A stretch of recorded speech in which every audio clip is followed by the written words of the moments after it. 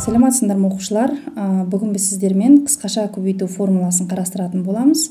Және оның ішінде екі өрнектің қосындысының квадраты және айырманың квадратын қарастыратын боламыз. Ең бірінші қосындының квадратын қарастырайық.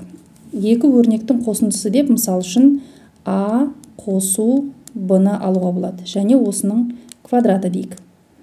Алдыңғы тақырыптарда, дәреже тақырыбында өткен кезде квадрат дегеніміз ол белгілі бір өрнектің өз-өзіне екі рет көбейтілу деп өткен болатынбыз. Олай болса, А қосу Б-ның квадратында біз дәл солай жазып алсақ болады. Яғни А қосу Б-ны тағы да бір рет өзіне көбейтемін. А қосу Б-ға. Енді осы жақшаны ашатын болсақ, бірінші жақшада тұрған бірінші өрнекті екінші жақшаның бірінші өрнегіне көбейтеміз. Яғни А-ны А-ға көбейтеміз. А квадрат болады. Енді А-ны келесі жақшадағы Б-ға көбейтеміз. Қосу А, Б болады. Енді бірінші жақшадағы екінші өрнек Б-ны келесі жақшадағы бірінші өрнекке, яғни А-ға көбейтеміз. Таңбасы қосу болады. А, Б. Б, А деп жазсақ та болады, А, Б деп жазсақ та болады. Айырмашылығы жоқ бұл жерде. Қосу. Келесі енді Б-ны екінші жақшадағы Б-ға көбейтеміз. Б квадрат. Енді ұқсас өрнектерді жинақтайтын болсақ, қосылғыштарды, ол бізде АБ және АБ. Бірінші А квадратты жазып қояйық. А квадрат. АБ-ға АБ-ны қоссақ, 2 АБ болады. 2 АБ және қосу Б квадрат. Осыдан бізде мынандай формула пайда болды. А қосу Б-ның квадраты ол тең бірінші өрнектің квадраты, яғни міне А-ның квадраты қосу 2 еселенген осы екі қосылғыштың көбейтіндісі АБ қосу екінші қосылғыштың квадраты Б квадрат.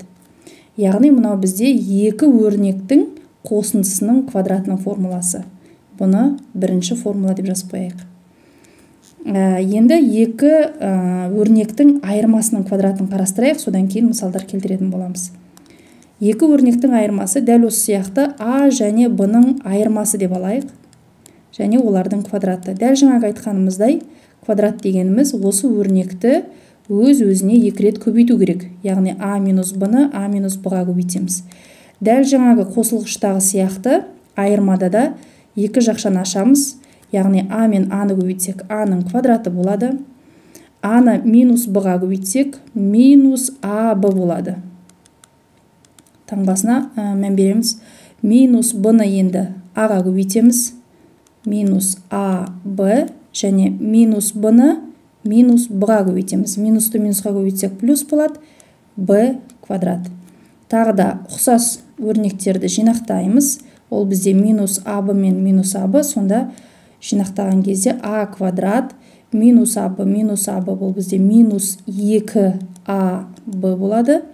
Қосу Б квадрат. Енді оны да жинақтап формула түрінде жазатын болсақ, бізде шыққан формуламыз А азайту Б-ның квадраты ол тең бірінші А-ның квадраты азайту 2 еселенген А мен Б-ның көбейтіндісі, яғни екі айырманың көбейтіндісі қосу Б-ның квадраты. Бұл бізде екінші формула. Бұл екі формулаға қарап отырсақ, өте ұқсас. Айырмашылығы тек қана бірінші формулада бізде А мен Б-ның қосындысы болды. Мына 2 еселенгеннің алды қосу болады. Ал екінші формуламыз бізде екі өрнектің айырмасы болды. 2 еселенгеннің алды азайту болады. Айырмашылығы тек осы ғана. Енді осыған байланысты есептер шығарып көрейік. Тағы осы жерде айта кететін, А-ның және Б-ның орнында А мен Б сияқты әріптерде тұруы мүмкін. Немесе олардың орнында санда тұруы мүмкін. Немесе А-ның орнында көбейтінді тұруы мүмкін. Б-ның орнында да көбейтінді тұруы мүмкін. Немесе сандардың әріптердің бөлшегі тұру да мүмкін. Яғни осындай әртүрлі түрде кездесуі мүмкін. Және солардың әрқайсына жекелей есептер шығарып көрейік.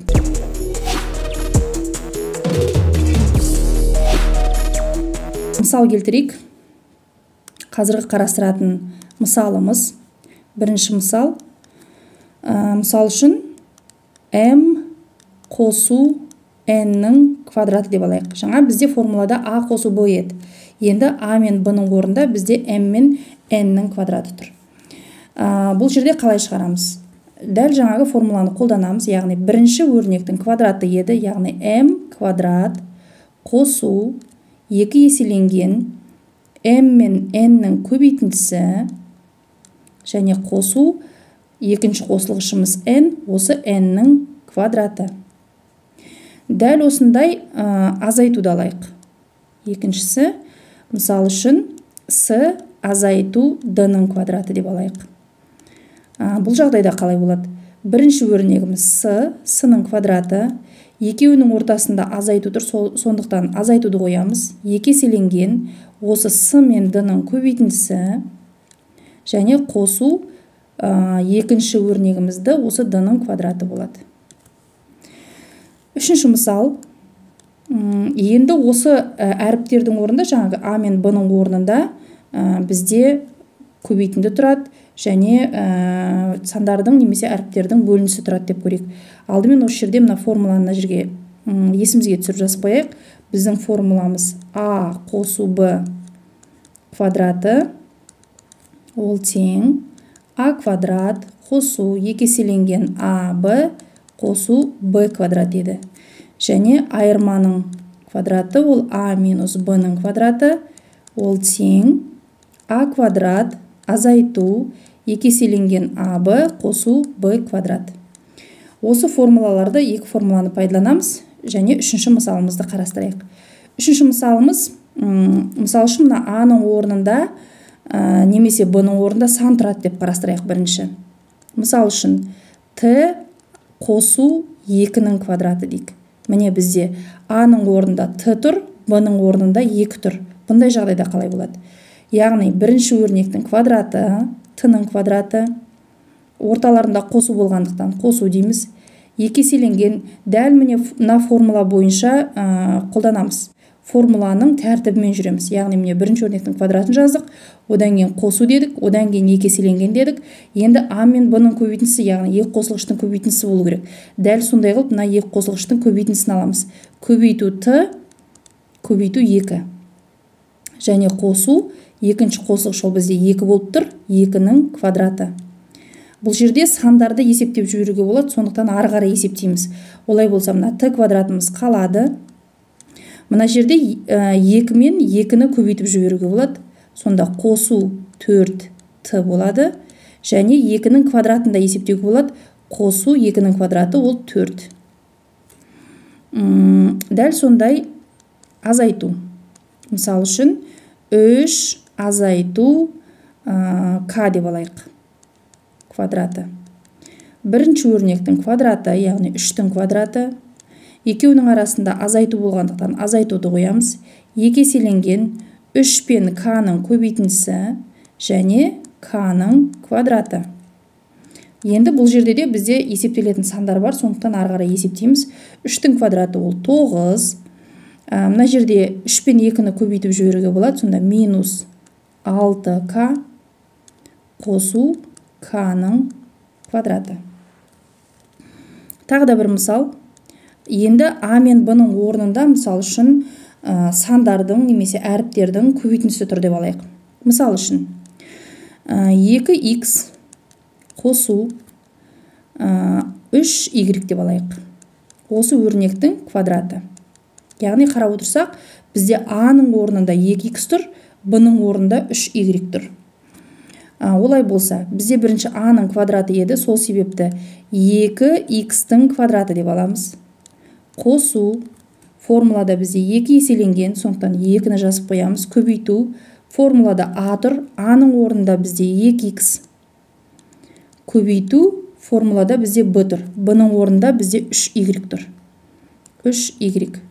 Және қосу, формулада b-нің квадраты, ал b-нің орнында бізде 3y, сондықтан 3y-тің квадраты деп аламыз.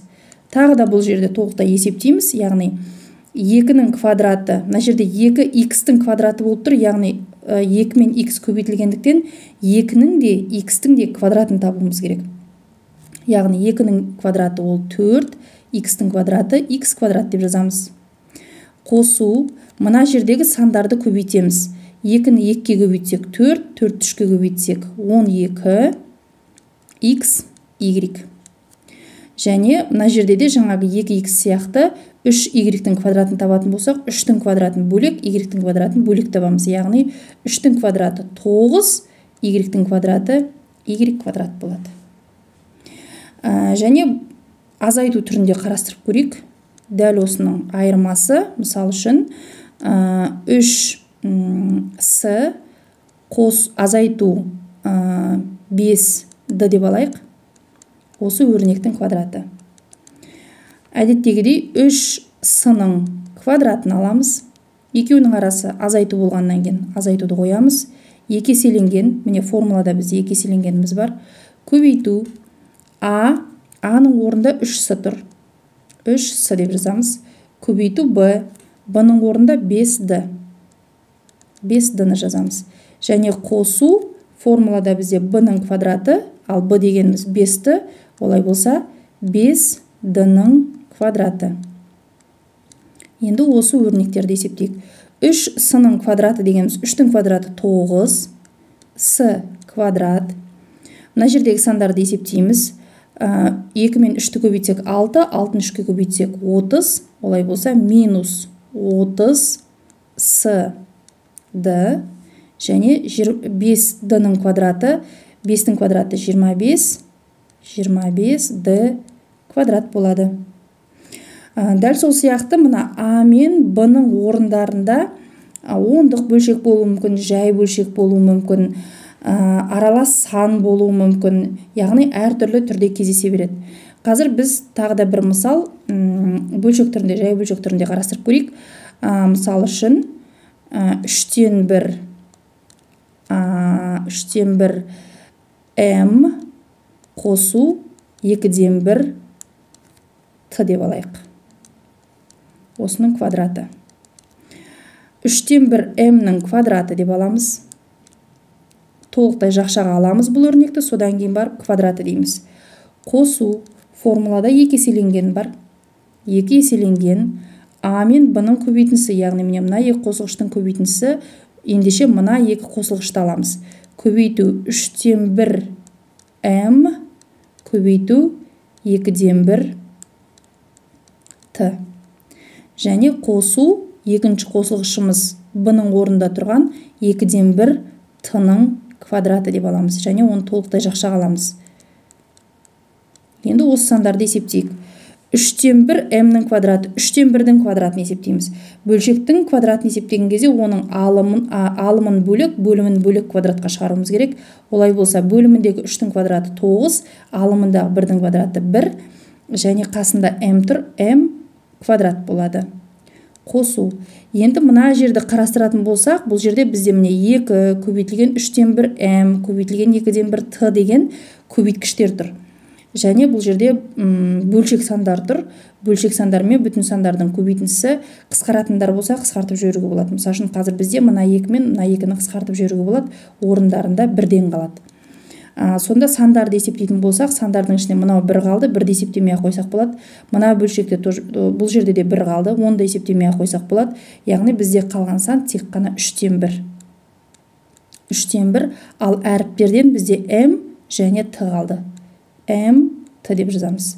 Және қосу 2-ден 1 т-ның квадратын есептейтін болсақ, дәл жаңағыдей 2-нің квадраты 4, 1-дің квадраты 1 және т квадрат болып қалады екен.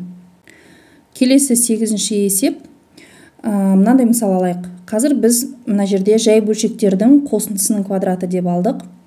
Енді жай бөлшек емес, ондық бөлшекпен көрейік. Мысалы үшін 0,5 b азайту 0,2 q деп алайық. Осының квадраты. Бірінші өрнегіміз 0,5 d, яғни толықтай жақшаға аламыз. 0,5 d-ның квадраты. Екеуінің ортасында азайту тұрғандықтан азайту 2 еселенген. Осы 2 өрнектің көбейтіндісі, яғни көбейтілген 0,5 d көбейту 0,2 q. Қосу, екінші өрнегіміз 0,2 q, яғни 0,2 q-дің квадраты дейміз. Енді осы сандарды есептейік. 0,5-тің квадратын бөлек, d-ның квадратын бөлек аламыз. Яғни 0,5-тің квадраты 0,125 көбейтілген d-ның квадраты. Мына жерде 0,2 мен 0,15 және 0,2-ні көбейтіп жіберуге болады. 2 мен 0,15-ті көбейтсек 1 шығады.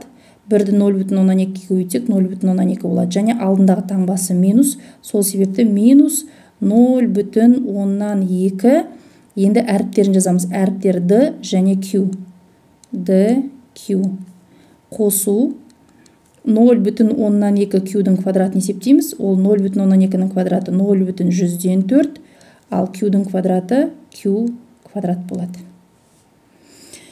Жалпы қысқаша көбейтудің ішіндегі екі өрнектің қосындысының квадраты және айырмасының квадраты осы екі формуламен есептеледі, және оған біз сіздермен бірнеше мысалдар қарастырып өттік. Келесі видеоларда біз сіздермен нақты тағы да практикалық есептерді қарастыратын боламыз. Сұрақтарыңыз болса комментарийге жазыңыздар, видео ұнаса лайк басыңыздар және достарыңызбен бөлісіңіздер. Ал мен сіздермен келесі видеоға дейін қоштасамын. Сау саламатта болыңыздар.